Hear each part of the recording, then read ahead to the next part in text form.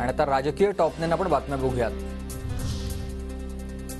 भास्कर जाधव सारखा भाडोत्री माझ्यावर टीका करण्यासाठी आणलाय, त्याच्यावर बोलणार नाही, पण एक दिवस चोप नक्की देणार, नारायण राणेंचा भास्कर जाधव यांना इशारा।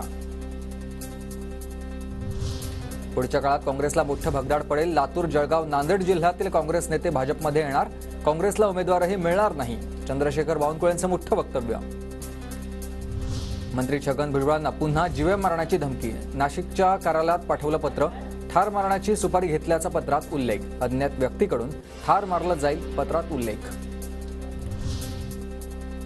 भुजबळ म्हातारे, त्यांना कशाला कोण मारेल, जरांगेंचा टोला, साल्हेरला जाताना एक वाहन आमच्या ताफ्यात आलं, आम्हाला भीती असून आम्ही सरकारला सांगत नाही, असंही खोचक वक्तव्य। जीवे मारणारा माणूस धमकी देत नाही आणि धमकी हे पोकळ असते, तरी पण भुजबळ ओबीसी नेते आहेत, त्यांची सरकारनं काळजी घ्यावी, विजय वडेट्टीवार यांचा सरकारला सल्ला।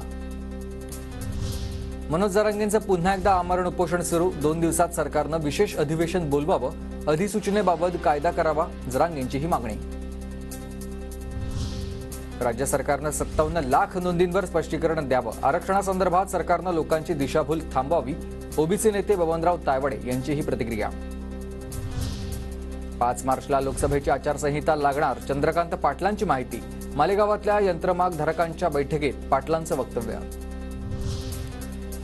अमोल कोल्हे सुद्धा आमच्याकडे येऊ शकतात, शक्यता नाकारता येत नाही, आमच्याकडे आले तर घेऊ आणि नाही आले तर त्यांना पाडू, राष्ट्रवादीच्या बाबा आत्राम यांचं विधान।